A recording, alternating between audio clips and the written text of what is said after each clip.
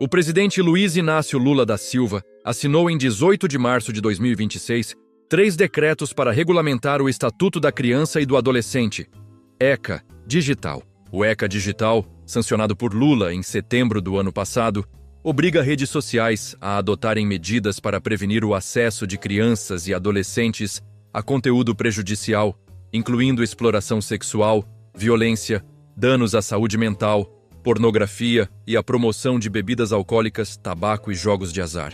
Mas o que muda, de fato?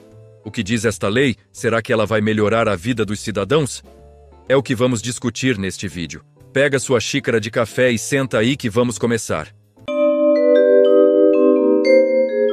O chamado ECA Digital começou a valer em 17 de março de 2026. Foi estruturado como uma atualização normativa do regime de proteção da criança e do adolescente no ambiente digital. Ele se conecta diretamente com 3 pilares do sistema jurídico brasileiro: a Constituição Federal, o Estatuto da Criança e do Adolescente, Lei nº 8.069 de 1990 e a Lei Geral de Proteção de Dados, Lei nº 13.709 de 2018. Do ponto de vista legislativo, trata-se de uma norma sancionada pelo Presidente da República, dentro do processo legislativo ordinário, após aprovação pelo Congresso Nacional. A sanção presidencial marca o momento em que o projeto deixa de ser proposta e passa a ser lei. E a partir daí, começam a correr 2 marcos importantes: a vigência e a eficácia. A vigência diz respeito ao momento em que a lei passa a existir juridicamente. A eficácia diz respeito ao momento em que ela começa a produzir efeitos concretos. E aqui há um ponto importante. Normas dessa natureza costumam prever um período de adaptação, o que chamamos de vacatio legis, justamente para que plataformas e agentes econômicos consigam se adequar. Agora vamos ao ponto central. O que exatamente essa lei altera no sistema jurídico? O ECA Digital não substitui o Estatuto da Criança e do Adolescente. Ele atua como um complemento normativo, ou seja, ele amplia a proteção já existente, adaptando-a ao ambiente digital. Isso significa que os princípios do ECA continuam valendo, mas agora são interpretados à luz de um novo contexto tecnológico. Além disso, há uma integração direta com a Lei Geral de Proteção de Dados, a LGPD, especialmente no que diz respeito ao tratamento de dados de crianças e adolescentes. A LGPD já estabelece, no artigo 14, que o tratamento de dados de crianças deve ser realizado em seu melhor interesse. O ECA Digital aprofunda essa lógica e transforma esse princípio em obrigações mais concretas para as plataformas. Agora entramos em um ponto que quase ninguém está explicando: os efeitos jurídicos da lei sobre a responsabilização. Primeiro, responsabilidade administrativa. As plataformas que descumprirem as obrigações podem ser sancionadas por órgãos reguladores. Isso pode incluir advertências, multas, restrições de funcionamento e outras medidas mais severas previstas no ordenamento. Segundo, responsabilidade civil. Se houver dano a uma criança ou adolescente, por exposição indevida, coleta abusiva de dados ou falha de proteção, a empresa pode ser responsabilizada. E aqui é importante destacar: o modelo tende a se aproximar da responsabilidade objetiva. Ou seja, não é necessário provar culpa. Basta provar o dano e o nexo com a atividade. Terceiro ponto, responsabilidade penal. Aqui é onde o tema exige mais cuidado técnico. O ECA Digital, em regra, não cria um novo Código Penal digital, mas ele pode impactar diretamente a interpretação de condutas já tipificadas. Por exemplo, exposição de criança a conteúdo inadequado, exploração comercial indevida e violação de dados com prejuízo a menores. Essas condutas já podem ter previsão legal.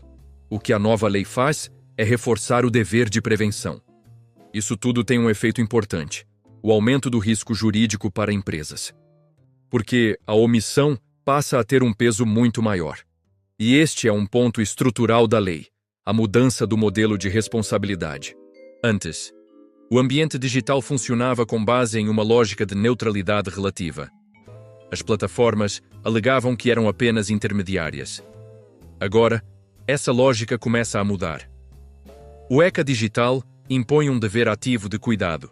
Isso significa que a empresa não pode mais simplesmente esperar o problema acontecer. E isso nos leva a uma das maiores transformações trazidas pela lei: a regulação do design das plataformas, porque essas ferramentas não são neutras. Elas são projetadas para prender sua atenção e, no caso de crianças, isso é ainda mais sensível. Outro ponto forte é a proibição de anúncios baseados no comportamento da criança. Isso atinge diretamente o modelo de negócio das Big Techs.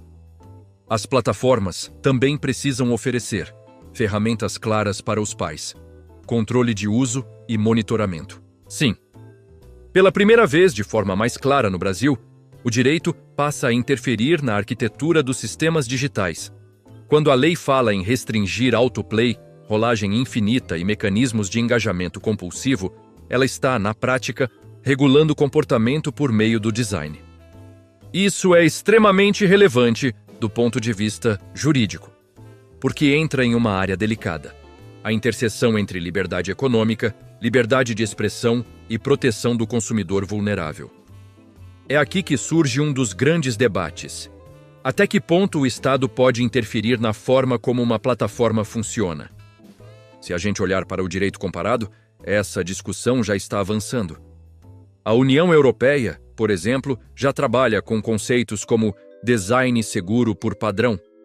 O Reino Unido também adota regras voltadas à proteção infantil no ambiente digital. E os Estados Unidos vêm ampliando o debate sobre responsabilidade das plataformas. Ou seja, nesta luta, o Brasil não está isolado.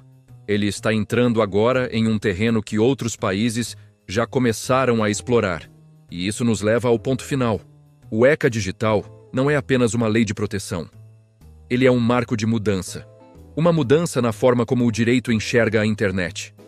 Saímos de um modelo de liberdade quase total para um modelo de responsabilidade crescente. E isso traz ganhos, mas também traz riscos. Porque toda proteção exige intervenção. E toda intervenção precisa de limites. Agora eu te pergunto: essa lei representa um avanço necessário ou um primeiro passo para um controle maior da internet? Se esse vídeo te ajudou a entender de verdade o tema, deixa o like, compartilha e segue o canal. Porque aqui, a gente não simplifica o direito, a gente traduz.